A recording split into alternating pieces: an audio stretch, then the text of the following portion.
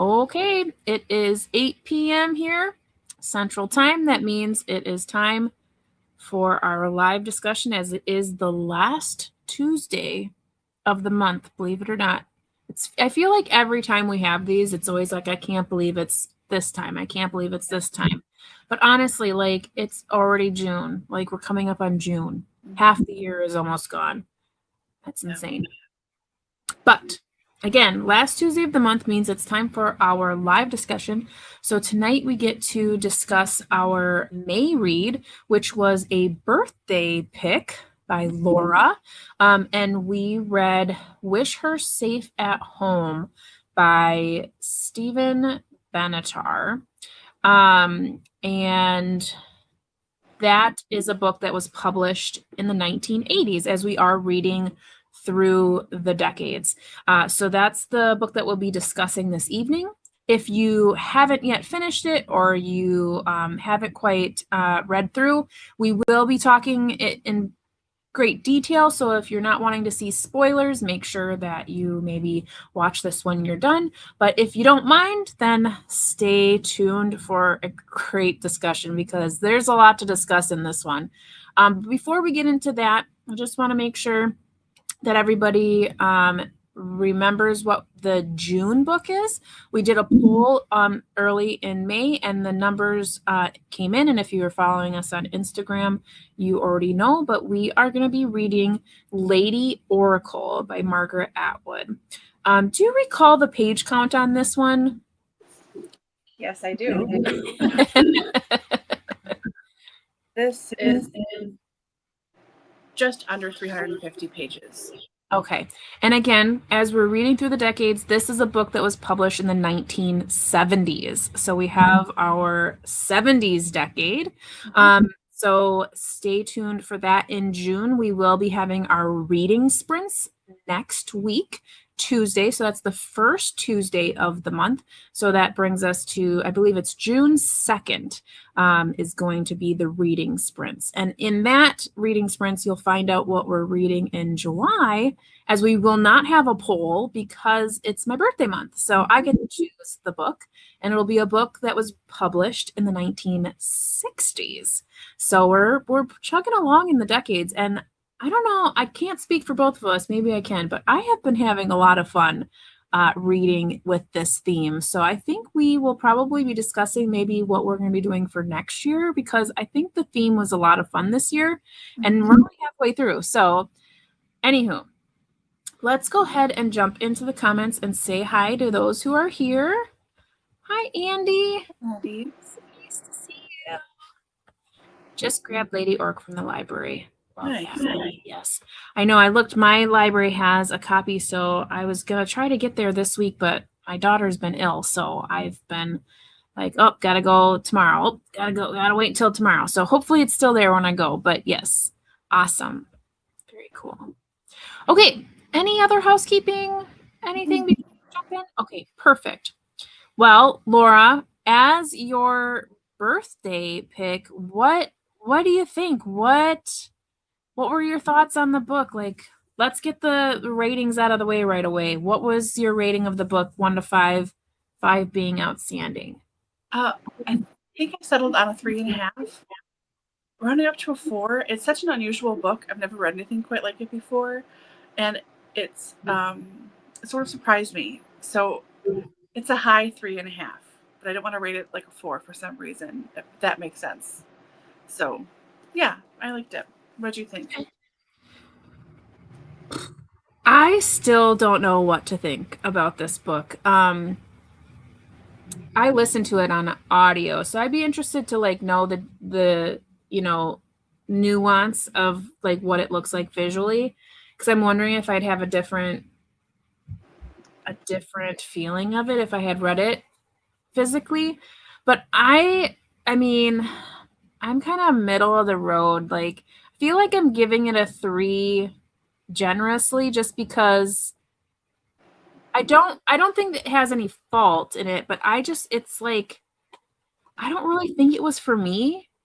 So, but I don't want to like, I don't think ratings should be based on like, I just don't like it, because I think it has a lot of merits. And we'll get into a lot of that while we discuss it. But just for like emotionally, like for me liking the book, I was like, what is going on? Like, this is really creeping me out because it's so disturbingly uncomfortable. Like, I felt very uncomfortable in a lot of the situations because they're very uncomfortable. And that's the point. Like, I really think as we discuss, we'll find like that's a lot of the point of the book. But for me, I was just like, what? This is not what I thought this book was going to be about at all. Which is fine. There's nothing wrong with that. I do think overall it's a well-written book, but I was like, I don't think I like this. This is weird. But anywho, I'd give it a 3. I'd give it a 3 for me. I think that's where I'm going to sit on it. What about you guys? It looks like Andy did 3.25 and also did the audio. I think the narration was okay too. Like, I didn't have anything wrong with the narrator. I think it was a decent audiobook. So I don't feel like that, because sometimes an audiobook can really ruin a book for you. I don't think it was that for me. I don't know. I just felt too uncomfortable about stuff. I was like, I don't. And then I was realizing too, like, this is a very unreliable narrator. So I'm going to take everything with a grain of salt at this point and like just try to get through this. Okay. That being said, how would you classify this? Like, is this literary fiction, psychological horror, dark comedy, or something else? Like, what were your thoughts? I mean, going in fairly blind with the description on the back, you know, I thought it would be a little less psychological than it actually is, but that was sort of a nice surprise in a weird way. Like, the author really went there with her, I'm going to just call them episodes, when she drifts off and like reimagines conversations or fully imagines conversations. And it seems to have a fairly quick slide at like the 3/4 point. Like, all of a sudden it just sort of ramps up and becomes a lot. I think I just call this psychological fiction. I don't consider it horror. Like, nothing horrific happens or anything. Like, there were parts that were a little humorous, but it wasn't funny. It was just an interesting portrait of a woman and her mental health. Like, yeah. So, psychological fiction, is that a thing? Probably not, but I don't know. What do you think? Well, and for those of you who may be joining us and aren't quite sure what we're talking about, because I think we kind of just jump into our discussions and we don't think about that. Watching, you assume at least read it, part of it. Yeah. So the book is about a woman who inherits a home in Bristol, so kind of country. She's from London, so she's used to like being in the city. She had a roommate, and then she basically decides, instead of selling the house, she's gonna acquire it. She's gonna take it over, and she starts to like acclimate herself to the town. But we're really getting an inside portrait, like you said, of her mental health, which when you first start reading this book, you're not really thinking that's the direction it's going to go. You're thinking it's going to be like, oh, she's reinventing herself and all these things. And then it really goes the completely opposite direction. So I think like you said, I don't really see horror in it. But it's very psychological, and it's like, what's the word I'm looking for? It's kind of like a it's like a dissection of someone's mental health. Like, it's what do they call that? Like, when you're under the microscope and I don't know. It's like I feel like we were analyzing this woman's like actions, and it started to get really too intimate for me, especially like you said, like all of a sudden there's a moment and it's just downhill and you're like, where is this train going? Because it's going to hit something.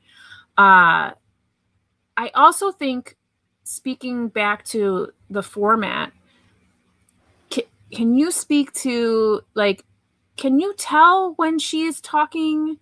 Like, can you tell, is there any difference of like something that is true and something that's in her head, or anything like that? Because for the audiobook, and I think this is where for me sometimes there is a lot of confusion, is that it all seems like it's just her expressing things that have happened until like it starts to get a little weird, and then I'm like, is she making things up? Is this like her just like imagining this? Like, for the physical copy, does it have any, like, does it show like that it's in her head, or like anything, or is it just No, it's just like traditional, like regular published stuff. There's no like font difference. There's no chapter titles or anything. I think if I would have listened to this, I would have rated this lower also. Because for me, what was handy with the physical copy was that when I could jump to the next chapter, I could go, okay, this seems like it's an imagining, and I would flip back to the chapter before and like glance at the page and be like, okay, that seems real and this seems fake. Okay, so this is a like made up chapter. Got it. And I would read through the chapter knowing it was all like in her head. And then I don't know, it seemed like I could follow it a lot easier. Like when she okay? was imagining something and when she wasn't. And even reading in a chapter too, there's no indication, but I felt like I could tell. Okay. If that makes Yeah, sense. because I feel like I would get halfway through maybe one of those imagination chapters, and I was like, what is she talking about? Like, and then I'm like, this must be like a flashback or something. Because there were moments too where I feel like it was like, she was remembering things that happened to her, Mm-hmm. and like like she was kind of telling them to her Horatio, like sharing her life experiences. Mm-hmm. So, yeah, maybe if I would have read it physically, it would have made more sense, but it doesn't seem like it has real formatting differences to No, indicate that. Okay. nothing massive. But I looked back a lot at the previous chapter Yeah. to refresh myself and be like, okay, yeah, that's right. Okay, Okay. this seems fake. And then because like the first time, especially when she's first in Bristol and she walks into like the pharmacist for the first time and like that interaction, that next chapter is the first time I think we have a full on like hallucinatory chapter following where she reimagines everything and like how it would have gone and how she would have flirted with him and how this person would have come in and thought this thing, blah, blah, blah. That was the first time we saw that kind of break. Um, Before that, it was just little like she seemed sort of average and like ooh daydreamy, but nothing. And then Yeah. first real like oh, this is a rehearsing of a rehashing of what happened, but she's Mhm. making it up. Okay. Pretty much. Okay. Um, so I don't know. Being able to really see stuff was super helpful. Yeah. Honestly, I Hmm. think I would have really been lost with just the audiobook. Yeah. I think because I feel like when I started to read it, I thought it was more in this dark comedy Mhm. genre. Like it felt comical. I was laughing. I was like, "Oh, Yeah. this is gonna be interesting." Like she's very eccentric, and like she's gonna be a hoot. And then like when she really moved in and she starts to like you're hearing her inner thoughts, I'm like, "Oh, nope, something's off. Something's not Mhm. right here." And then it just, escalates. Yeah. So yeah, I definitely think it's like a psychological fiction, like you said. I want it. It's definitely like a dissection of someone's mental health in this period of time for sure. Yeah. Yeah.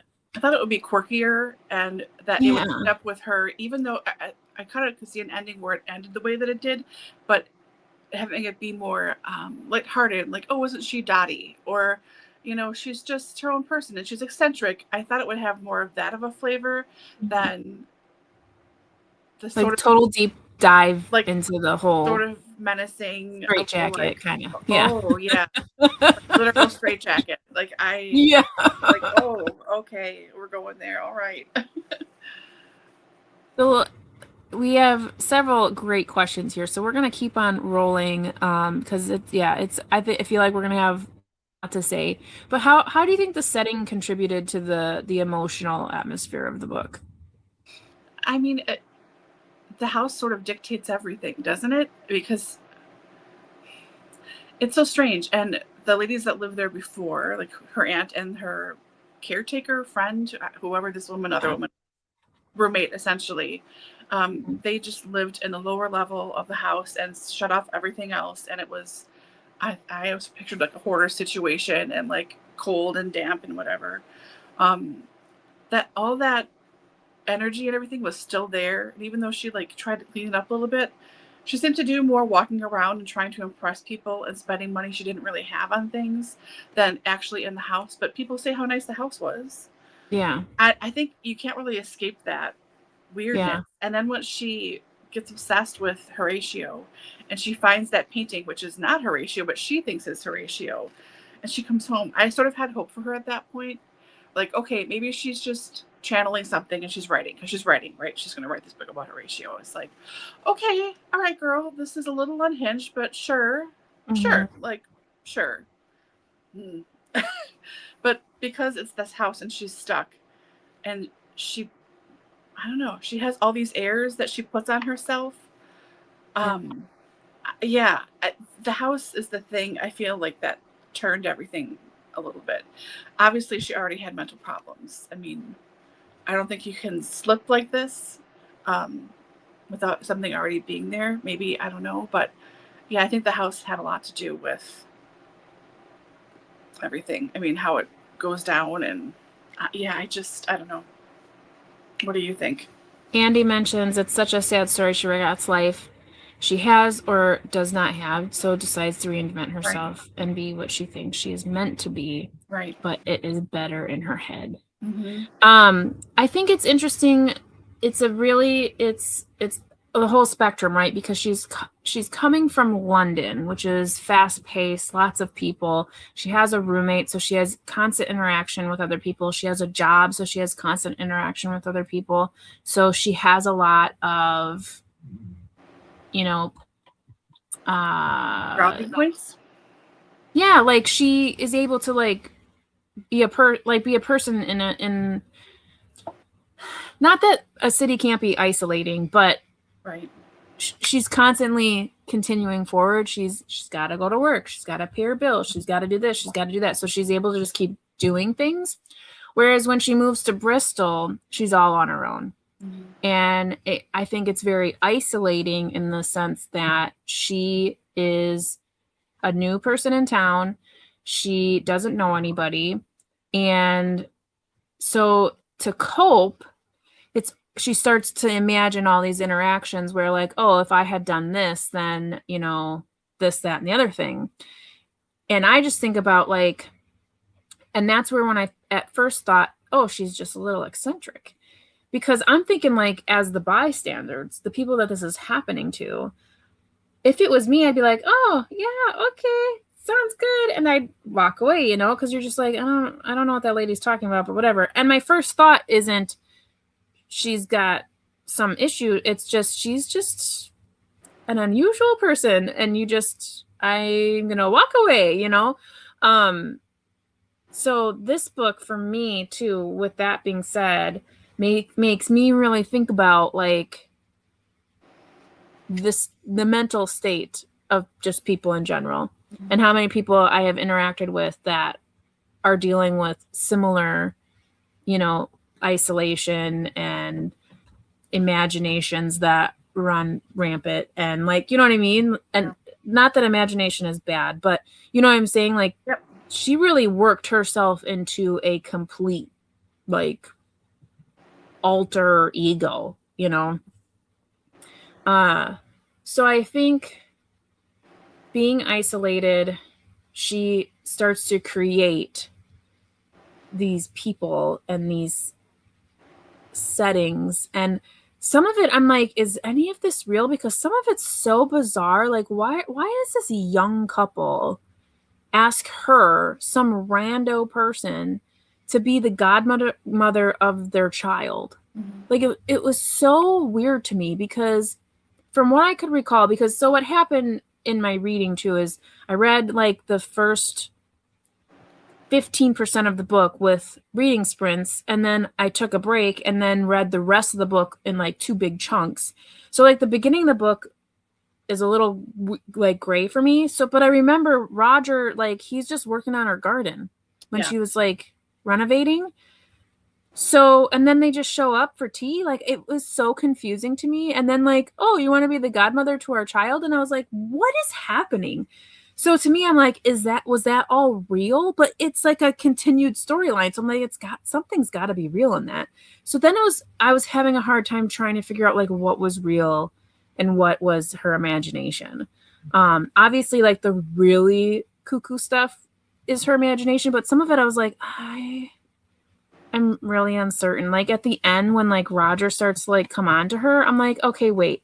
Like, is this a dude that's like totally desperate because she said they could live with her and now they don't have anywhere to go, so he's like trying to make sure that this happens? Or is she imagining this? Like, I don't know which one it is. I like honestly, I couldn't tell you. Like, I don't know if it was real.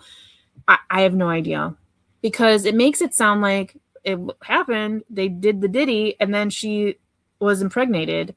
But again, I'm like, her imagination, she's making all this stuff up. I don't even know. Like, I have no idea. And I figured straight away when she was sitting at the lake and the person came and it was supposed to be like reporters or whatever, I'm like, Right. I bet there's somebody else. In a white van. Mm-hmm. Yeah, exactly. And being very like coy with her, like, oh, that's great. I'm like, I don't think they're the people you think they are. But definitely not the direction I thought. I thought she was gonna just lose everything, and end up in a, home situation just because she is destitute, but very, very confusing towards the end. I wanted to ask you too, and Andy, I kept forgetting what time this was happening in, because in the my 80s. I know, in my brain I kept thinking, oh, this is like the 1800s or it's like the 1910s. That's what I kept going back to my brain, and I was like, no, this is the 1980s, yeah. Laura. This is the yes. You remember this time. Yes. Okay. And that's the thing that kept, like, I had to keep reminding myself, because I too, like, every time that couple came over to have tea and the whole thing, I had to also remind myself, okay, this is Bristol, so they still like have tea time and they still do all these like what we as like these cowboy Americans, we don't have these nice little have come over for a cup of tea kind of thing, right? Because I remember like, okay, she's having the conversation with the lady about the wedding of Diana and Charles. So I'm like, okay, it's the 80s. It's like almost the 90s. It's the late 80s. And all of this feels so old. Like, it feels so old. Like you said, like late 1800s. It felt like 100 years earlier. So, but it's also, cell phones really didn't come out until the mid 90s. So like we have not hit the internet yet. So it still felt old, but I had to keep reminding myself that too. Like, this is the 80s. So like, I was waiting for someone to be like, your check isn't going to, like, we're not going to take your check. But then I was like, actually, like, I remember working in the early 2000s and businesses were still taking checks without running them. Mm-hmm. So like, I'm like, it was so hard. And that's why I like that we're reading through the decades, because this was a total, like, a mind suck of like energy of trying to like ground myself in the time era. Like, yeah, it was so like, because if you think about it, it's a contemporary. So it was published in the 80s, time frame in the 80s, which means it's like a contemporary. And I was just like, I would have been like, what is going on? So yeah, I definitely agree. It felt like it was 100 years older, especially with like the dress making. Like, that just felt really old. Like, it was a lot of things were a little confusing, but I think they add to the atmosphere. Like, it added to like that isolated old, just like far away kind of feeling. Like a life, yeah. At what point did you realize like this book was gonna be darker and stranger than expected? I think it's with when she got the portrait. I think that was the big click for me. I was like, oh, we're going to go downhill.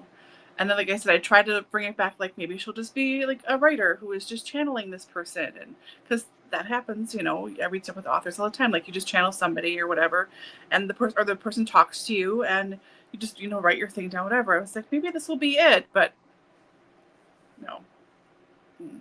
Like when she was in the shop and the guy was like, oh, we'll miss the old guy. And she's like, yes, he's coming home and blah, blah, blah. And the guy was like, oh, okay. Yeah. Sure, Well, man. and Yeah. he had even called it something else too, Yes. like old I want to say it's sailor, but it's not sailor. it's not. It's something with a C, but the way Yeah. he referenced it, I was like, "Oh, that's not even the right time era Right. of what Chevalier? she's Was What's it that? Chevalier? No. No. It felt like something western. But it felt like I'm like, "Oh, that's not even the same time frame that this person that she's referring to would have been painted." Yeah. The old common I don't remember. Anyways, I'm trying to find it. I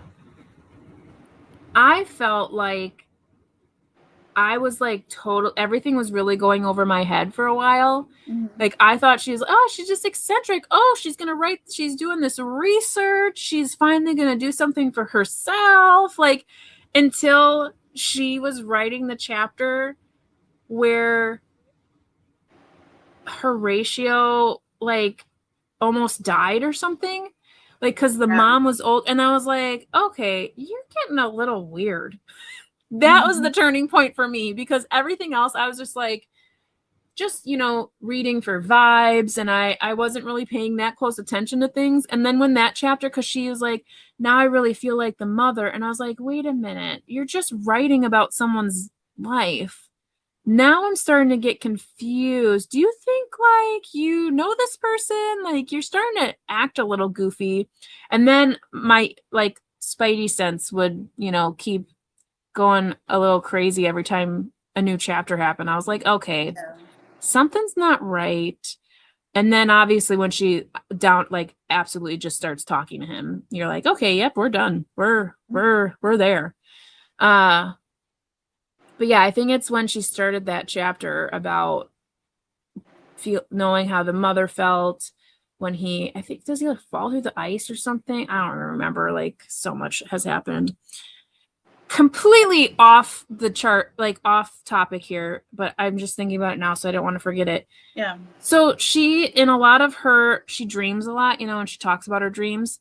And there were a couple of occasions where she was like, I imagine that I killed Sylvia. Or I imagine that I killed the wife. And I'm like, okay, wait a minute. And I was trying to remember back to the early chapters. Did she kill her mother? Do we think that she killed her mother?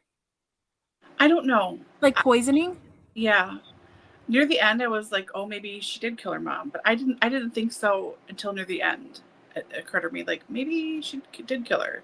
Because I feel like, because towards the end, when she talks about how her mother was dying and she found the letters and then she read the letters, and I was like, oh, she's been a little bit off since the beginning. But when that happened, I was like, wait a minute. In the beginning, did she say like I killed my mother? And it was just like some off the cuff comment that I just missed it. But I like the more you kind of got to the end, the more I was like, I feel like this person, did they kill their parents? Like it was everything was real like gray at the end. I was like, I don't know what's happening anymore. It's the Unknown Cavalier. Yes. So that to me, I was like, that doesn't even seem like the right time frame of what her dude would have been painted in. So yeah. But even that went over my head. Like I wasn't even thinking. I was like, oh, what a coincidence that she like found, like literally that's me, like just like washing dishes and listening to this book. And I was like, oh, what a coinky dink. That's so cool that she found that portrait and it was there. Like I was just along for the ride. Yeah. Oh boy. Yeah. Let's see. Google says we are to be confused about if she killed her mom. Okay. Yeah, because everything is so ambiguous because she's such an unreliable narrator, right? So, and from the get-go, what do we believe? What's real? What's in her head? What's actually happening? So I'm glad I wasn't off there because I was like, wait a minute. Like, did she kill her mom? Because she's kind of like, especially when we read the chapter where she explains her whole relationship with that young man, which I thought that was going to be a total like Carrie moment where like because when he kept looking at his friends, like I feel like was he like prompted to like, oh, go talk to the crazy girl, you know? And then it like evolves into them dating, so to speak, which would have been the 60s. Mm-hmm. And then when things don't go so well for him, and then he goes to Edinburgh for whatever, I can't remember why he was going there, and then the mother takes her, and you knew right away, like the way that the mom and the lady were, like it was clear that the mother was taking her out of that situation because she was a very manipulative and controlling woman. Stealing the letters, like, oh sure, post a letter, I'll take it. I was like, oh, why would you do like? I know. When she Like found this this, again, I was so mad on her behalf. I was. oh my gosh, like that was so sad because it makes you think now too. Okay, so clearly mental health disorder of some kind. I'm not going to label it. I am not a psychologist. But clearly very early on she has been a victim of manipulation and control, and you know, anytime someone told her she was pretty, she didn't believe it because the mother like was always like, no, you're not. So you have to ask yourself, like, how did she become the way she was? Well, to me, it's clear that it's been a poisoning effect since early on. Like, who knows what age? Probably since she could think for, yeah, which was very, very sad. I was like, what the heck? And to really understand that with like one chapter, that was like one chapter of like getting that little flashback, and you totally were like, okay, well, kind of makes sense. Which again was like, did she kill her mother? Remember, she killed her mother.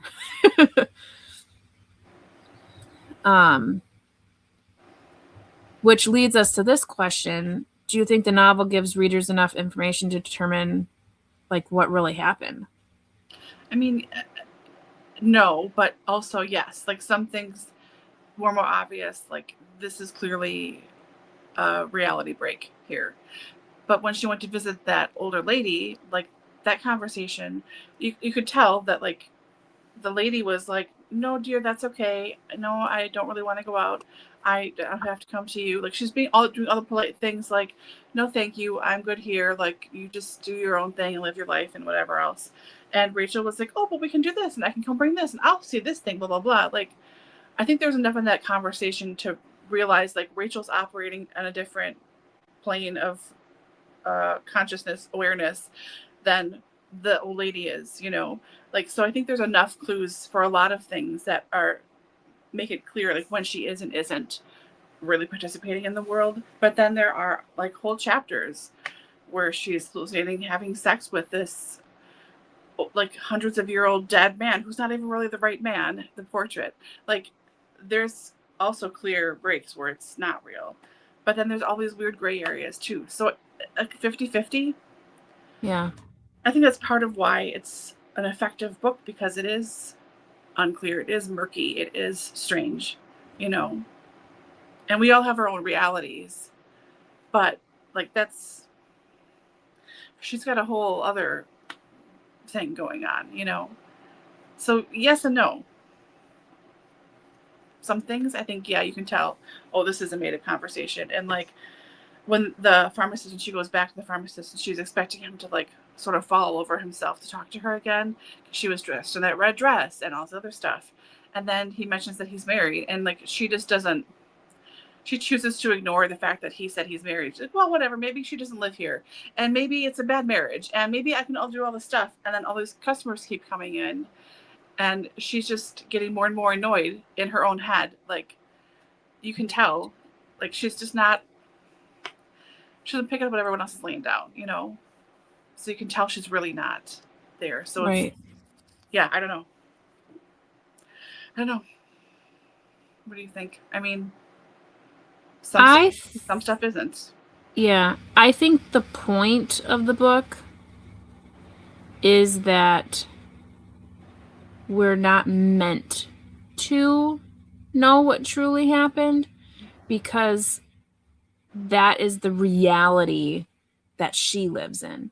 So I think the point of the book is to have an understanding what that feels like, or what that would appear to look like, from the perspective of someone who is really going through it, because this is a first person, right? I think so, yeah. Yeah, so we're getting her full narration. So we have an extremely unreliable narrator that we are trying to decipher, like, what's real and what's not. And we can, in some instances, like you mentioned, but some of it's the blurring is really blurry. Like, did she say that? And I think what was interesting too is, in certain situations, she would even catch herself and she'd be like, I didn't mean to say that out loud. Like, things that she would say, and it was like, oh, why would she say that out loud? But Right. because her reality was becoming so blurred that even she could not decipher what was in her head and what was in actual reality. Right. So for me, I think the way in which it is written is to have that be the point, is that what is real and what isn't, but are you really meant to know? Because that is the reality that this woman is living. The reality is there's no distinction between the two. Andy mentions it's kind of brilliantly written. We empathize with her and want her to see what we see. Yeah, I think it's interesting too, because, like you mentioned, the sexual fantasy that she has. At that point too, a lot of vulgarity. Like, all of a sudden it becomes extremely sexual and extremely vulgar. Like, and that's coming from me, and you know what I read. But I'm just saying, what we're used to from the beginning of the book is very prim, it's very proper. Come for tea, have this. Oh, godmother, yes, for a christening. And I get these sterling, rattle with his engraving, and then all of a sudden we're using the C word, we're using the F word. I'm like, whoa, someone's getting crazy in here. Like, because you're just not, we had not seen any of that language prior. And though she was like, oh, haha, I've seen you without your shirt on, then all of a sudden it got real, like, everything got super sexual. And I was like, is that because this is a male writer, right? Like, and we're getting a female main character. Would it have been different if it was a female writer? You know what I mean? Like, I don't know. But it, like, got real vulgar towards the end. I was like, what is going on? Like, yeah, are you suggesting that, because she's repressed, right? Because she's not really had any experiences, and the experiences that she have had were kind of like cut short and didn't go to fruition, so to speak. Yeah. So she's repressed, so to speak. We can talk about sexuality all day till we're blue in the face. Everybody's different. Everyone has different experiences. But the impression that I got from the interactions that she had was that she was repressed. And the more she got down the road of that blurry reality, the more sexualized everything became. Yeah. Which I was like really thrown back by, because I was like, whoa, what are you trying to suggest here? So I thought that was a little off. I don't know how you felt about that. A little, but it also made sense because it started right after she told us, or we hear about, I don't know what she remembered, like, going on a date with this guy, and she really liked him, and then they park up the road, and then he finishes, and like, you know, then he takes her home, and then the mom is like, oh, we're leaving town. Like, it's right after that, I think she must have remembered in her brain and like retold it, so we knew about it. And then sorry. And then that's when it sort of turned sexual. It's like she remembered herself what happened, and like that recall of like, I don't know, a life not lived, or this huge missed opportunity, whatever you want to call it, this huge romantic miss. And then she's already like getting to the top of this hill of cuckoo. And then with Roger coming over with his new wife and her fantasizing more and more about this not real person, I think it just slides real fast into vulgarity and super sexual stuff. And yeah, it was like, oh, okay. Like once that door got opened, it was just open, you know? Yeah. Yeah, there were some images in there that I was like, I have never read that before in my life. Like, I have never, like, the decorating of the maidenhood. I was like, oh, didn't that happen to Lady Charlie's Lover? I read that and I was like, this is awful. Okay, well, that's okay. Yeah, you got me there. Okay, no, seriously, I was like, hey, wait a second. But like, what is that, like a British thing? Like, I have. It's not a custom I'm aware of outside of fiction. Never. I laughed out loud. Yeah. Because and especially when all of a sudden he like refers to it as the C word, I laughed out loud. I was like, whoa, I was not expecting that. Yeah. I laughed so hard. I was like, I'm so happy no one else can hear this book. Yeah. But yeah, I was like, what the F is happening? And then, you know, because I read a lot of fantasy, right? So all of a sudden I'm like, wait a minute. Is this like magical realism? Like, is he really there? Like, and then I was like, no, you read too much. You read too much fantasy. This is all hallucination. But yeah, kind of continuing on with our feelings on Rachel, like, did your feelings toward her change at all throughout the novel? Yeah, I felt worse for her as it went on in a lot of ways.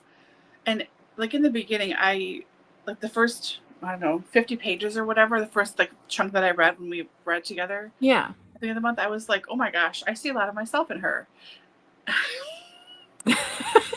Did that change real quick? It did.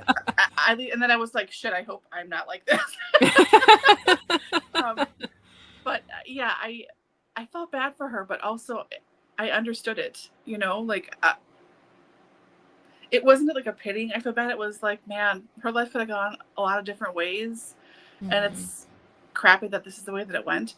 Also, related to this, and I want you to answer the question too, but I wanted to ask you guys too, do you think, as I think, that Roger and Celia and the baby are now living in our house forever, scot-free? You know, I thought about that, but if you recall, when Celia, is it Celia, comes over and leaves, and then Roger comes back? Yeah. There was some mention, and maybe it was Celia, that she hadn't signed the papers yet. Right. So, and then she told Roger, "Oh, of course, I'll do that, you know, right after whatever." And I think that's why, if it actually happened, that he was coming on to her, so that like, we just need to seal the deal. We need to get these papers signed, because whatever happens to her, at least it's that. And so for me, like, obviously, I feel like we don't really know how much time had passed between that interaction, because it was like that interaction happened, and then all of a sudden it was like Cuckoo chasing to the bus, straitjacket scene. But it felt like the opening to that chapter sounded like there was several months maybe past that. Yeah, that's what I think as well. Time. So I'm thinking one of two ways. If she signed the papers, then I would assume that, yes, they're living in the house. But not scot-free. I mean, obviously there's taxes, there's the upkeep. So like, if they take on that. But what I'm thinking is more likely is, even if she did sign the papers, it's been repossessed because of all of the debt that she accrued by just like spending money randomly.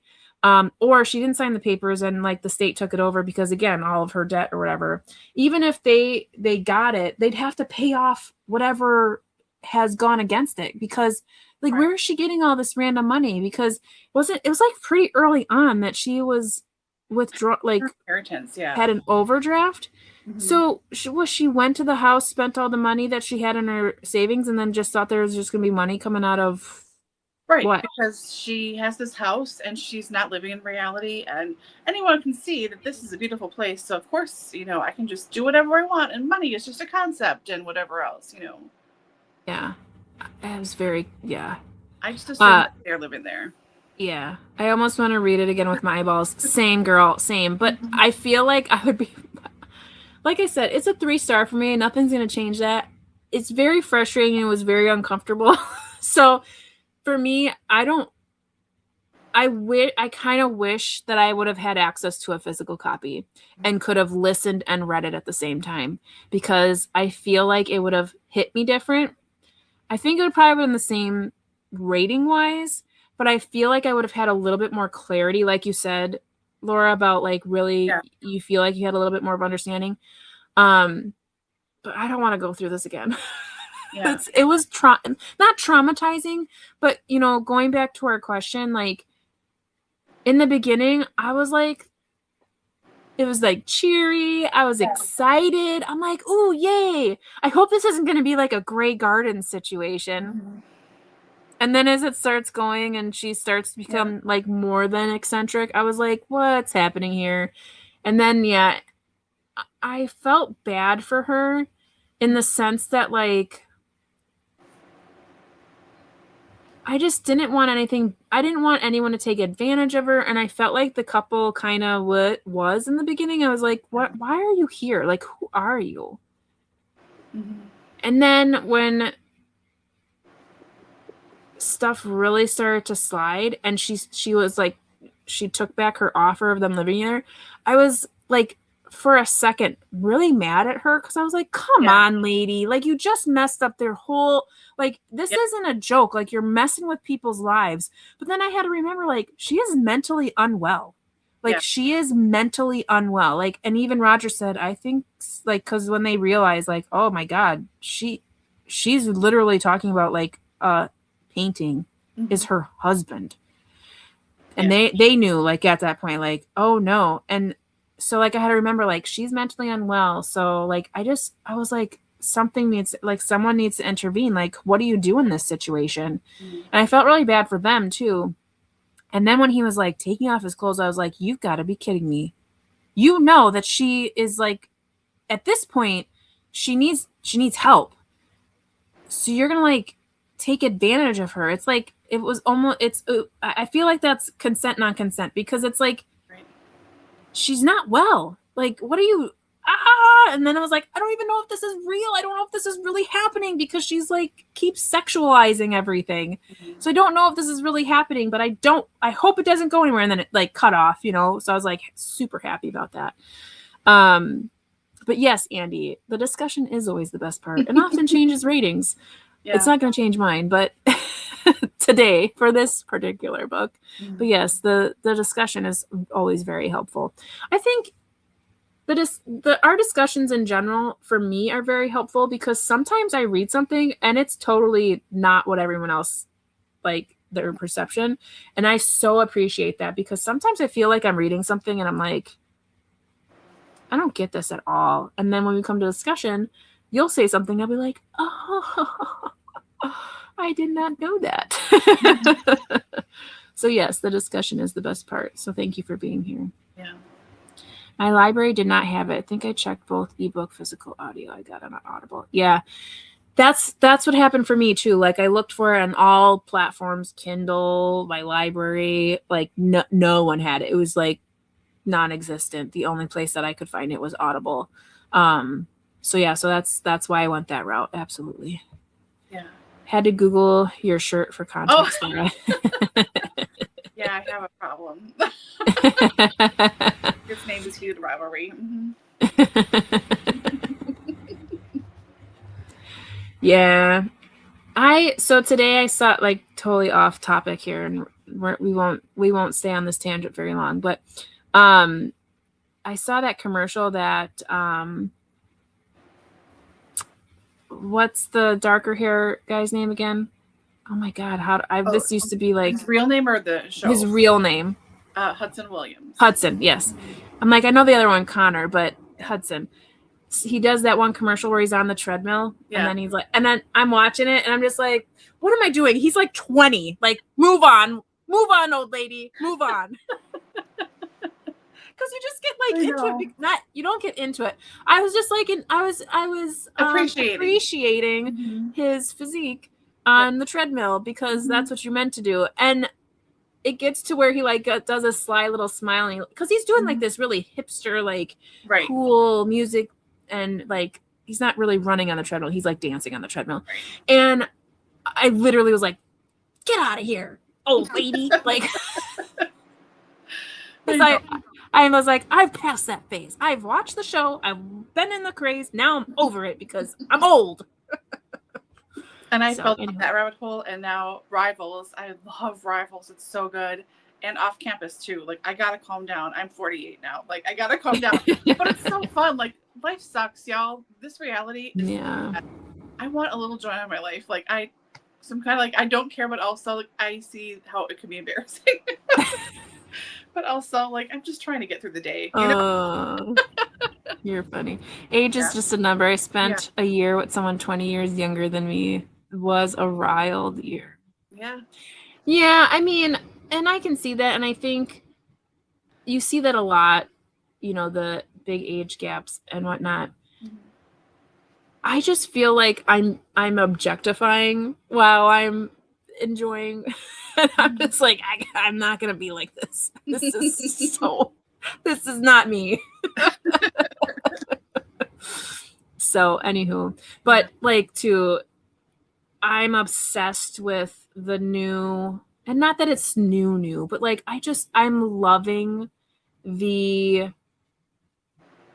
eccentric and open and wild not costumes, but like fashion and stuff that all of these men are doing now, like straight or not straight or whatever, like finally having some fun. Oh my gosh, I'm loving it. I absolutely love it. And anyone that is like a hater about it online, I'm just like, I don't even want to hear what you have to say about it because I think it is fantastic. I love the inclusivity of just everyone, just this is what I like. And I love it.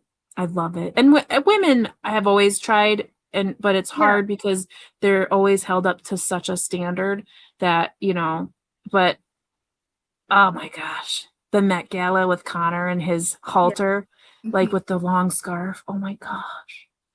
I did not like his hair. I think his hair looked a little bit not right for the moment, but I loved it.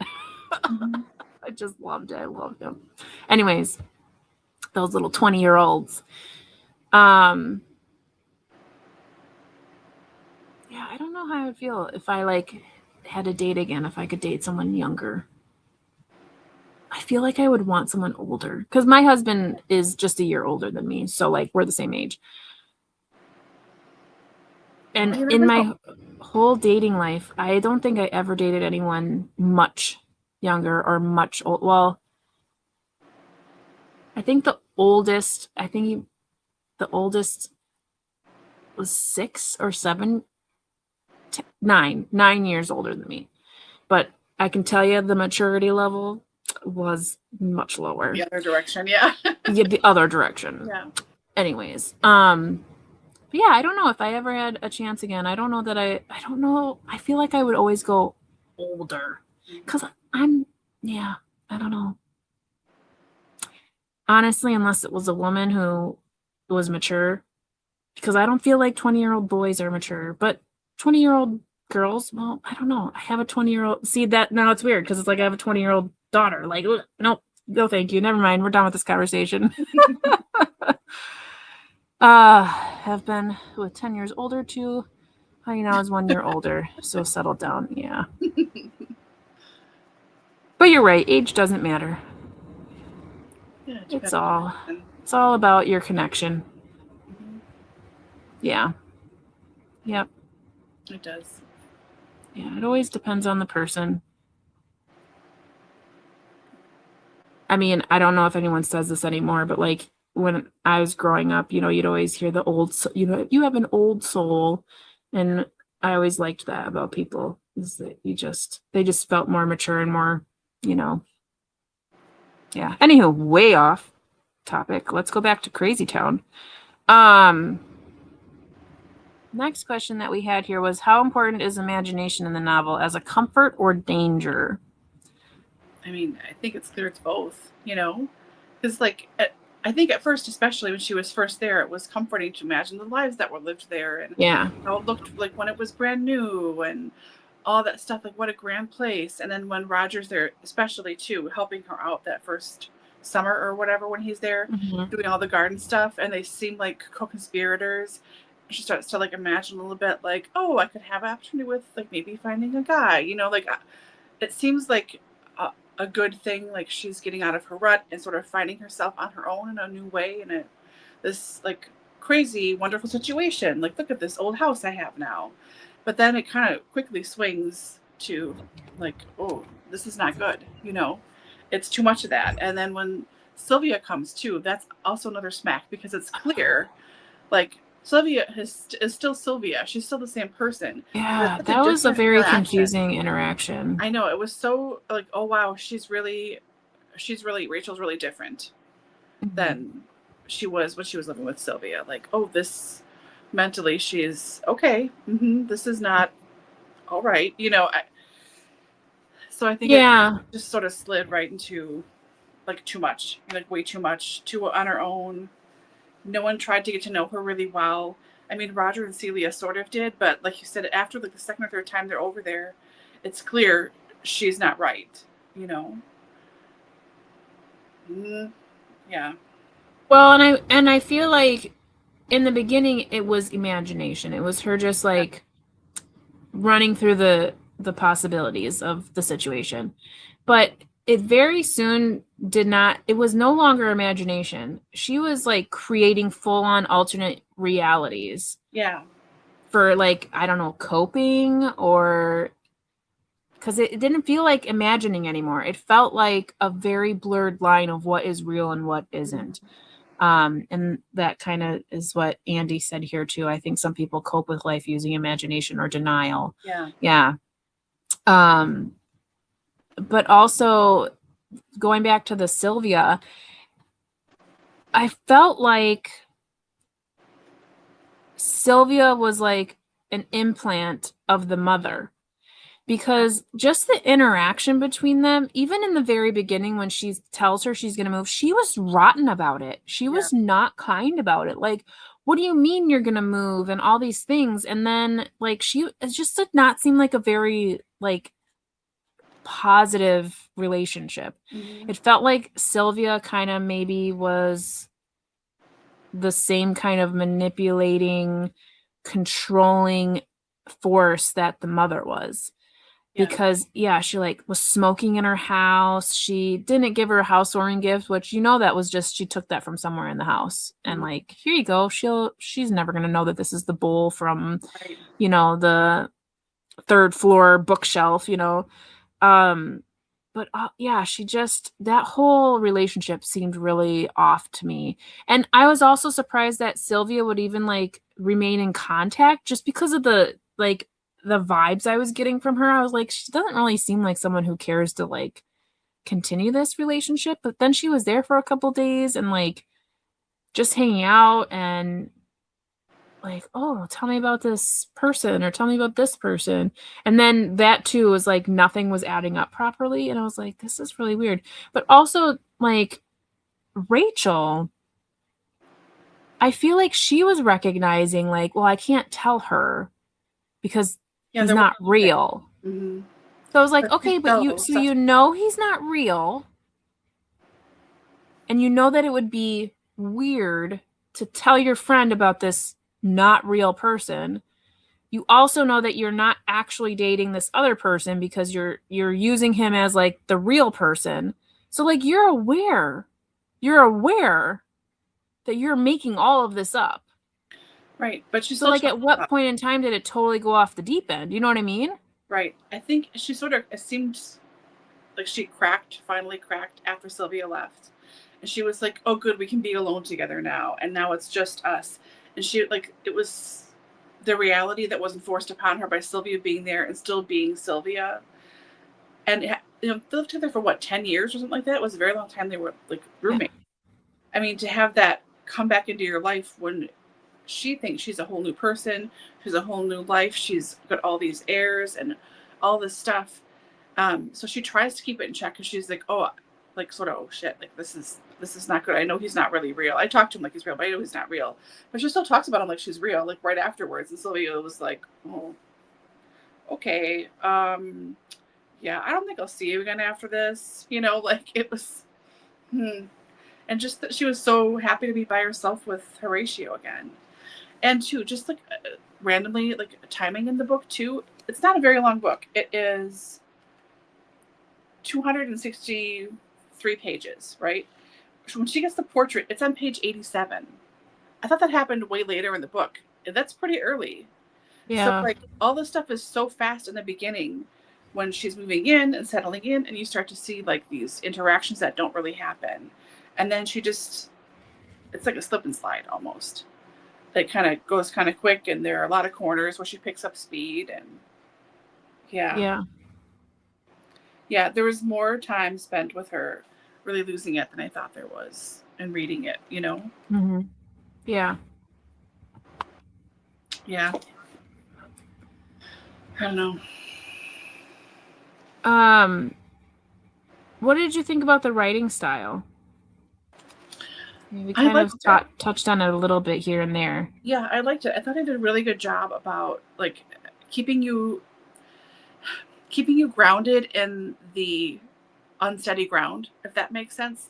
Like, stuff is screwed up and she's not well, but you're just there with her, watching these things and in her brain with her, and then seeing other people interact with her, being like, glance at the other person like, oh, give them a look. You see these other looks and you get the real interpretation of it, but she doesn't clock that. So you get all that too. I think that takes a certain talent to be able to do that and convey all that in just what seems like a regular sentence or whatever. Mm-hmm. Again, and it's also, I still could not believe and couldn't keep track of the fact that this was the 1980s, because it just seemed so much older. It seems like such an old-fashioned writing style. It seems like a classic, like Victorian classic in a lot of ways, but the language isn't necessarily that way. I don't know. I've never read a book like this, written like that, or with a story like this before. It's very unusual. Yeah. So I liked it, but it's unfamiliar. Yeah. I don't know. I think the writing style works for the main point of the book, but I almost wish that the perspective would have been different. Yeah. I feel like I would rather have read this book from the perspective of like a psychologist, and each chapter is her telling them what happened, but us also understanding like the nuance of like someone interpreting it, so that we could have a better understanding of like where things cracked, why it cracked, how the past intercepts with the future. Like, because as you all know, I'm not a big fan of unrelated or unreliable narrators. I'm okay with unreliable narrators when they're unreliable for the whole, like, from the get-go, which we knew from the get-go, like this was going to be like this. So, I mean, I'm not unhappy with the narration, but I just felt like for better clarity, I feel like I would have liked it to be, because we know that's where she ends up in the end. Mm-hmm. Oh, I'm at a loony bin, or whatever she says, a lunatic asylum. I'm in an asylum. So she even recognizes, like, this is not good. But on the bus too, when she sees her hat, it's like she goes right back into like, oh yeah, oh my hat, they're bringing me my hat. Mm-hmm. And I'm like, wait a minute, 2 seconds ago you were clear. You had clarity that like this isn't good. I shouldn't be here. Right. And it literally just here's your hat. Like, so it almost felt too like this wasn't the first time she was there, because they already knew like how easy it would be to like get her back on track for compliance. It's just so sad. Yeah, so I feel like the writing style works for what it is. I just don't like this I don't like this first person narration with a unreliable narrator. It's just not my favorite, but it works. But like I said, I like when you have like a double perspective, so that you could have like the therapist's perspective, or like that they're taking notes, or that maybe they're making commentary, and then you have the Rachel's description of the encounter. I don't know, but yeah, I don't think it was a terrible writing style. I wish I would have been able to visibly see it. Yeah. I think that would have helped with clarity as well. But yeah, I mean, I think it works. Were there moments that you questioned your interpretation? I think we've been touching on this a lot. Yeah, I think throughout our discussion. Yeah, there are a few times that you do kind of go, I think this is fake, but okay, I'm just going to keep going. And then sometimes the clarity afterwards comes like, oh, yeah, well, that was a hallucination, or she just imagined that, or whatever. Sometimes I was still like, I don't know, but I'm just going to keep going because it doesn't really matter at some points, Mm-hmm. Yeah. Were you satisfied with how the story ended? I think so. I mean, I don't know how else it could have ended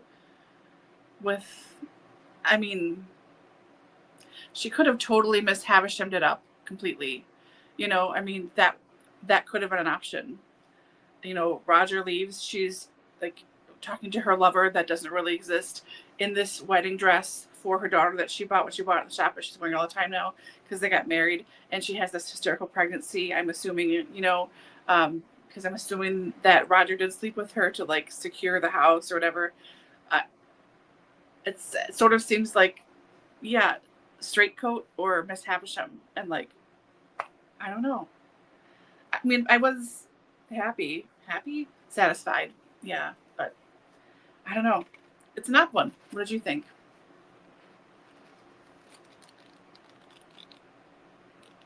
Made sense.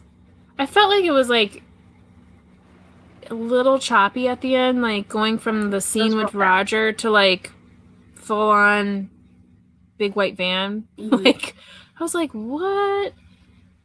So how did people know that they needed to come pick you up? Because what it sounded like is that you were writing a bunch of articles for magazines, and it was so kooky that people came and picked you up. But I'm like, but that's not what happened.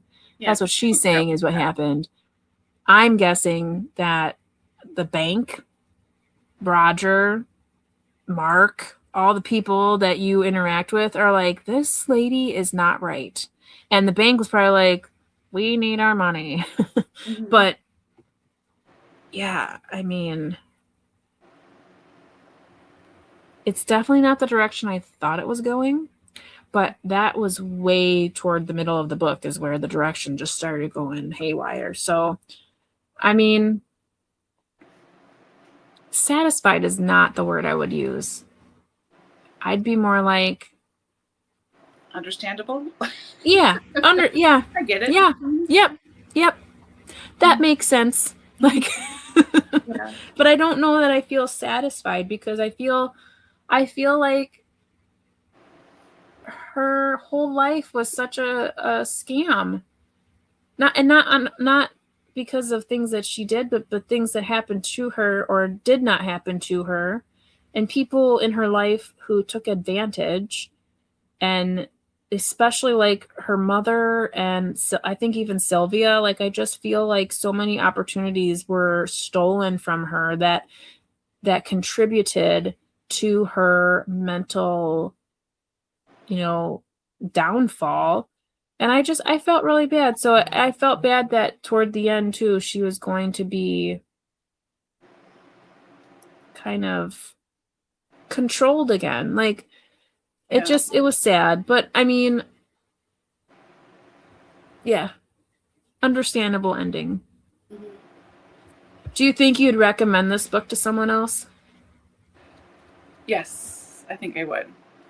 I think it would be good for people who, this is, I'm assuming, essentially unknown. I mean, Yeah. I read about it on a list over 10 years ago, and then I bought the book when NYRB was having a sale along with a bunch of other ones. And I picked this because I didn't have the money that I already owned written in the 1980s. Plus, I have never read an NYRB, and I bought like 11 of them. So I was like, okay, this is double whammy. Like, I need to read these friggin' books that I bought a long time ago. And this fits. But it is obscure, and I think it's good. I mean, great for discussions, obviously. But because it is so unknown, it's not really a cliche. You can't be like, oh, it's sort of like this. I mean, like, yeah, sort of Grey Gardensy. But I don't know. I would, but it wouldn't be for everybody. Certainly not. It'd be for certain kinds of people who are looking for a certain kind of book, you know? Or something really different that they've never heard of before, or you know. Mm-hmm. Yeah, I can see myself referring people to this in the future. I'm guessing you're a no. Yeah. I think about like interactions that I've had recently where I've talked to people other than book people about books. Oh, what do you have any recommendations? And this would not be in my top 100. Uh Mm-hmm. but I think it, like you said, it'd be for specific people. So if someone said, I love an unreliable narrator, okay, here's a book for you. Mm-hmm. If someone was like, I really like Daphne du Maurier stories that get dark, gothic, psychological, whatever, I'd be like, this might be one that you'd like if you like contemporary. Yeah. This is in the 80s, but it's a 80s contemporary. Mm-hmm. It's because I was getting those kind of vibes from this, like Yeah, I see that. gothic story kind of thing. Yeah, I'm thinking about specifically Rebecca. this was Kind of that published ice, too, by the way.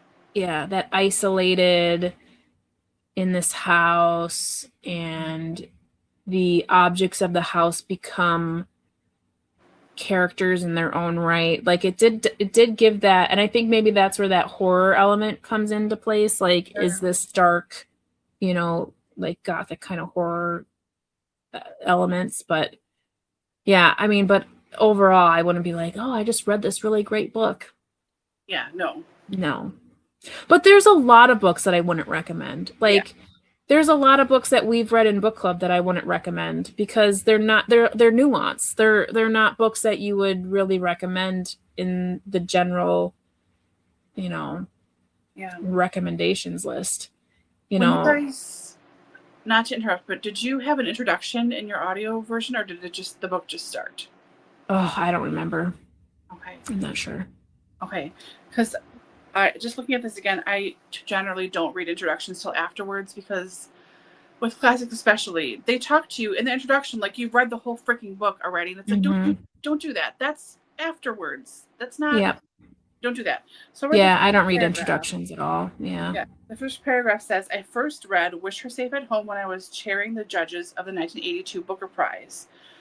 So this was, again, published in 1982, and he was the only one that voted for it and wanted to forward to go onto the long list, and everyone else just thought it was kind of weird and like didn't really get it or whatever. But like I felt awkward about it is not the nub of it, and it appeared to me to sum up the reaction of my fellow judges when I started to enthuse about the book at our first meeting. Like everyone was just like, this is weird, you're being weird about this weird book, can we please move on? Like no dude. Yeah. So yeah, it's not for everybody, but it's for certain people. Man, that yes. Yeah. Yellow wallpaper definitely has that like psychological. Yeah. That I read that so long ago. That's where the husband like keeps the woman in the room, and then she starts like seeing like the yellow wallpaper. She's like envisioning different things. She's like going crazy, basically. Mm-hmm. Yeah.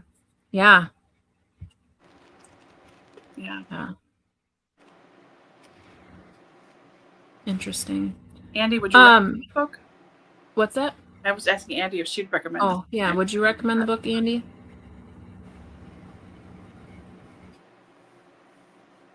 Or was there anything else that you want to discuss? Yeah, I mean, for your birthday pick, did you feel like it was a solid pick? Yeah, not how I thought it would go, but yeah, certainly interesting, certainly unusual, and it made an impression. Even if you didn't like it, it had to have made Yeah. an impression, which is Yeah. more than a lot of books you can say, I think, after a while. Like, I think I'll Mm-hmm. think about this for a very long time, Mm-hmm. popping in my brain. So, yeah, successful. Not in how I thought it would be, but it was a success, I think. What did you think about the title? Like, do you feel like the title like is a good title for this book? Because I Sort keep of. saying it to myself, and I'm like, what does that even mean? Like, wish her safe at home. Like, what does that mean? I don't Yeah, get it. like you want the best for people. Like, you just want them to be safe at home. Like whatever happens in their life, just get home safely, be home, like, just be okay. Because like people like get home safely, whatever. Um, so I think it sort of makes sense because she finds safety in her house, but it's not mental safety and it's not really safety. It's delusion. Yeah. So yes, but I don't know what else I would call it if it wasn't Wish Her Safe at Home. You know who she reminds me of too, like towards the end, is Eleanor in is it House on Haunted Hill or Mm. Hill House or what is that called? Where the house is like talking to her and stuff. Oh yeah, And she like she was basically like called to the house and like the house wants her. yeah. That's Okay, what it feels like. interesting. No introduction. Okay. Hmm. Not super long, but yeah, I wondered. I thought maybe it wouldn't be in there. Hmm. Yeah, wish her safe. What do you think going back to like, so it's a female protagonist written by a male author. How do we feel about that? Sometimes I'm like, it doesn't really faze me, but like, I feel like this was such an intimate portrayal of a woman that I was like, I don't know, what made you want to write this? Like, to me, like, do you have a person in your life where this is based off of? So you have this more intimate, like, relationship in your life? Because for me, I'm like, I would have felt better if this was a female author. Because there's just some moments where I'm like, are you sexualizing this because you're a man? Like, and that's maybe me Right. just being biased. But like some of it felt like way too much. Like I was like, would she really feel like this? Like, Yeah. I don't know. Oh, the haunting of Hill House. Yeah. Yeah, that was a creepy movie. I've seen both of them. Yeah. I've seen the movies, but I haven't read the book. Yeah, I did not read the book. Yeah. Just the movies, the films. Yeah. Yeah. I don't know. I mean, in general, I think too, because we are of a certain age, age, like all the books we read in our formative years were mostly by men. A lot of them were by men, or V.C. Andrews, which um, about dirty, but whatever. So it seems normal to me, and it seems like sure, yeah, of course, that would be my mental default is a man writing a woman, but over the last 10, 20 years, I can see that oh, like I should probably question this more. But it just seems Yeah. normal, standard. Um, so I don't know. It is really intimate, and it is. I mean, it does kind of go off the rails sexually a little bit. I mean, we both have read plenty of other stuff that could qualify as way more off the rails. But like for this book, like it's so quick. It's different. Yeah, it's different. It's not about it being sexual in nature. It's more about it being I just felt it was very I felt it was very victimizing. Like it didn't feel like she could consent to a lot of the feelings that she was having because she was mentally like hindered. Like everything that's happening, I was like, this doesn't feel right. Like this feels very, that's why I was feeling uncomfortable, because I'm like, yes, she's having these feelings, and uh, to no one's fault. I mean, like everyone is entitled to their own sexual like Whatever. interests or feelings or whatever.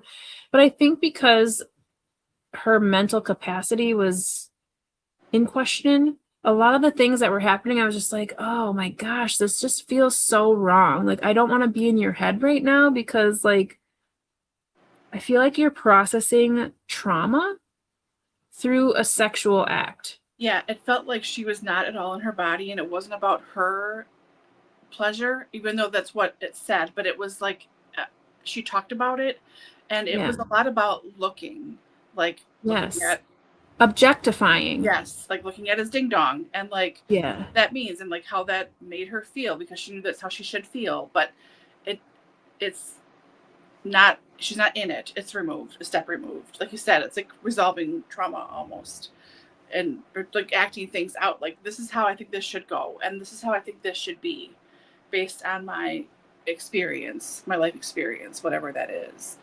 Because yeah, that part made me. It did feel more like, um, yeah, just like she wasn't in her body. Yeah. And from the books I have read that are written by men that involve sexual scenes and things, that seems to be how they go. Like you said, like it that felt more like written by a man than I think a lot of the other parts did to me. Andy just looked it up and said the author was married 29 years, then came out as gay. Okay. So, I mean, Okay. not that we write what is happening in our lives, but a lot Right. of the repression Sure. could be from own experience. So, I Yeah. mean, to that, it gives a little bit of clarity. And I think as readers, we, at least for you and I, in most cases, we separate the art from the artist. Mm-hmm. So I'm not trying to be like, oh, well, the author has to be own voice always. But because this got so intimate, my first reaction was like, wait a minute, who's the author? Like, this is a man? And I just, yeah. But anyways, was trying to find info on why he wrote it. Yeah. He may have related more than we think. Yeah. Yeah. So Thanks, there's Andy. that. Mm-hmm. I was just going Thanks, to Andy. know if he was gay or anything, because, and it's nobody's business. Obviously, you marry who you marry for Right. whatever you marry, right? Whatever it is. But based on his age, if he was married for, let's just say 30 years, round it up, and then came out as gay. So if this was published in 82, let's figure who's writing this in 79 to 80, maybe to 81. It took a full year to get to publication, right? So if he got married 30 years before that, let's just, assuming he got, like he wrote Well, this, we don't know where in right, his marriage he wrote this too. He could have written in the middle. right, but that's still like the 60s or the 50s. You couldn't be gay. Yeah. You couldn't be a Yeah. gay man then. You had to have a lavender marriage. You had to get married, you know? Um, and obviously it's none of our business, whatever he knew, like if he always knew he was gay, or if he was just trying to ignore it and be like, no, I'm gonna marry a woman, or if he was bi or whatever, it doesn't matter. But there's gotta be something there, like Anna said, to relate more than you think. Out in 95. Okay. So he's in the middle of his marriage, going through that stuff, like writing this stuff, and like, yeah, yeah, I don't know. Interesting. It is interesting. Yeah. Hmm. I don't know. I mean, and the stuff I read, like both of us read, is like romance stuff, is primarily written by women for women. So we have a woman's perspective for things.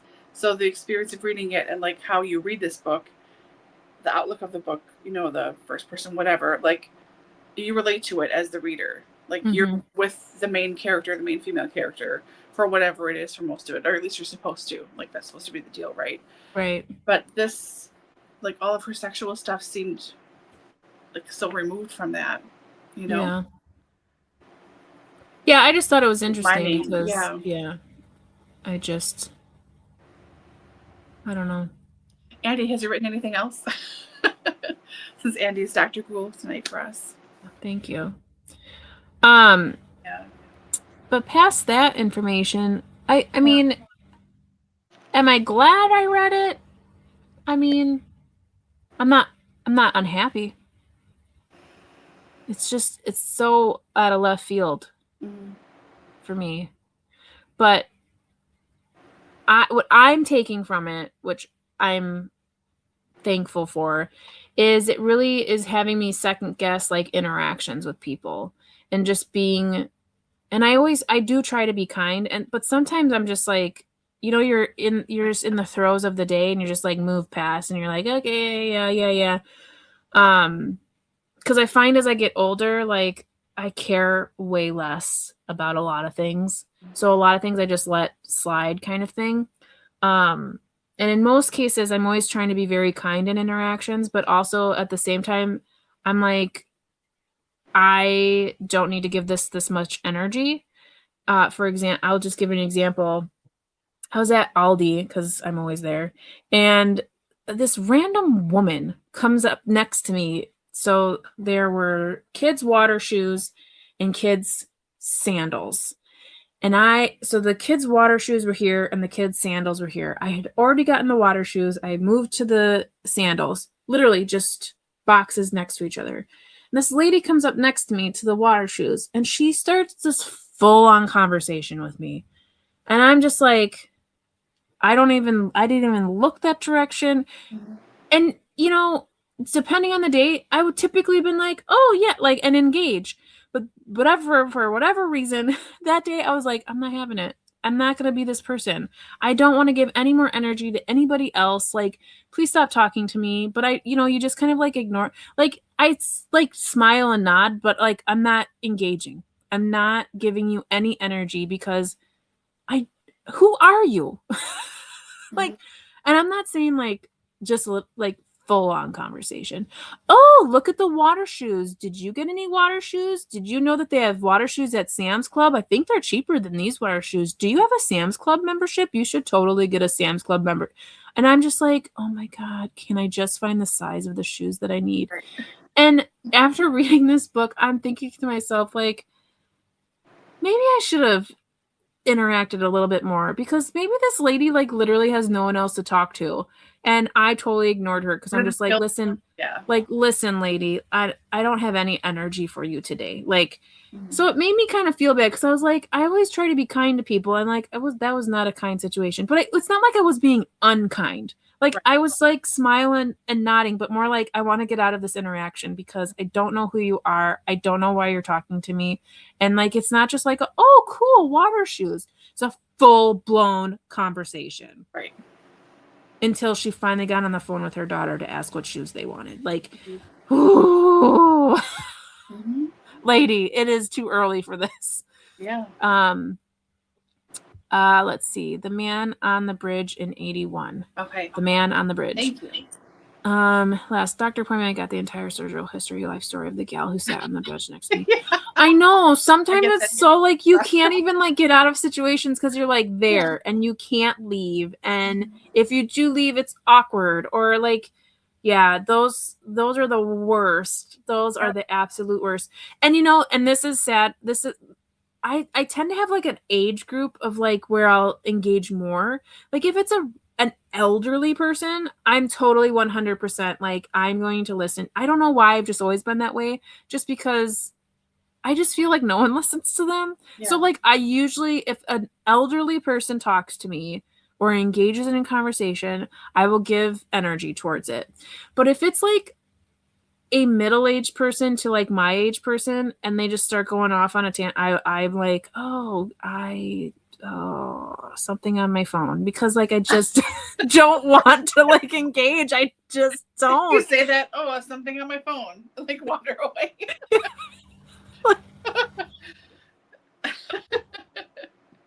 So depending on the situation, I'll do anything to get myself out of it, but like kindly. Like I'm not one of those people that are like, are you talking to me? Like, don't talk to me. Like, I'm not like that.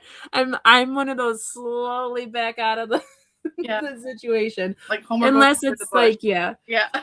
Or like a kid, or like, yeah. But in most cases, I try not to like, I'm very, I pick my words carefully because I don't want it to be like an open-ended, like if whatever I say encourages them to say more, I try not to say that. Mm-hmm. It's terrible. Yeah, I smile at people. Yeah, peg for friendly. Yep. Yeah, and I'm one of those people too. Like, this happened to me at festival the other day. If you look at me and you smile at me, I will smile back. Like, I'm not one of those people that go like, who are you? Yeah. But this is what happens in my head. When someone looks at me and that someone is a man and I smile back, my first thought is he's waiting around the corner to like steal me. Like, I'm like, safety, like my safety, I'm so concerned because I'm like, why did I just smile at him? Now he's gonna think that he, like, I'm saying yes to whatever he thinks. And I'm like, and then like when it's like clear that nothing's gonna happen, I'm just like, I'm so stupid. Like, why can't a guy just smile at me? Like, why can't I smile and he smile? But it's like, men are not a safety place for me. Like, I just don't trust men. Like, so you know what Dateline is. What's that? We know what Dateline is, you know? Yes. I watch so like Files. You know, I would pick the bear, you know, like right. I just like I feel so stupid when I do it because it's like my whole thought is like, oh, well, you asked for it, you know what I mean? Like, right. So I'm always just like, why did I smile back? But it's because I'm being nice. Like, they're smiling, I'm giving them the benefit of the doubt, and it's my knee-jerk reaction. Like, I just smile at people. If you smile at me, I smile at you. But yeah, when it happened to me at festival, he was very close to me, and he was walking past, and he was probably older than me. I don't know how much, maybe like 10 years. And he was walking towards the door, and I was in the liquor section, so like the register is like right in front of the door. So I was like leaving the register, and he was like coming from produce to like leave through that door, and like, so we were like this almost, and he is like full body turn and was like that, like a real like smile, and I was like, hi, like, why is he like right in front of me smiling? But I'm like, I smile back, and then I was like, oh god, he's right outside the door ready to like nab me, like take my purse or follow me to my car, or you know what I mean? So like I took a long time getting my ice out of the freezer. Like, that's because that's where my head goes. Yes, some people are not a safe place for me. So that's my weirdness. So anyways, it has been an hour and a half. What a discussion. What a book. Something to think about. I think, like you said earlier, this one's going to sit with us for a while. I definitely will be thinking about it for a while. I don't know that I've ever read anything quite like this, completely like this. I mean, I've read some psychological thrillers that have similarities in characters, but not like the full book being a complete, downhill tumble to the loony bin. Yeah. But yeah, no, I think good pick. Glad we read it. And looking forward to next month's read. Yeah. And I think we're going to find a little bit of a trend here because this is, I would say, like a feminine main character, feminist point of view. And then next month we have Lady Oracle. So that's like another, feminine point of view. It is written by a woman. And then I can tell you the month after that, it's going to be like a similar genre. Yeah. It's going to be similar in context, which will be interesting because we'll see it through the decades, right? So we'll see what it's like written from the 80s, 70s, and 60s. But what's interesting with our author for next month, Atwood, I mean, she's still writing. Yeah. So it would be interesting as like a completely different project for anybody that would be interested is to read her work through the decades and see if her writing style changed or got different. I wonder if you could say that about Christie as well. Because, I mean, she wrote through how many decades? 4? I think 4. 3? She died in 77, I think. 78. But wasn't her first published in the late 20s? That sounds right. So 50, no. Because she's the longest published author, isn't she? As far as decades go? I don't know. Like from the first publication to the last publication? I don't know. Now we have we're talking about projects. So that's a conversation for another day. Anywho, thank you everyone for joining us. If you're watching this in replay and you got through the whole thing, you are awesome. Thanks, Allie, for being here. But yeah, so thank you so much. You will see us again next week for Reading Sprints, which is June 2nd, 8 p.m. Central Time.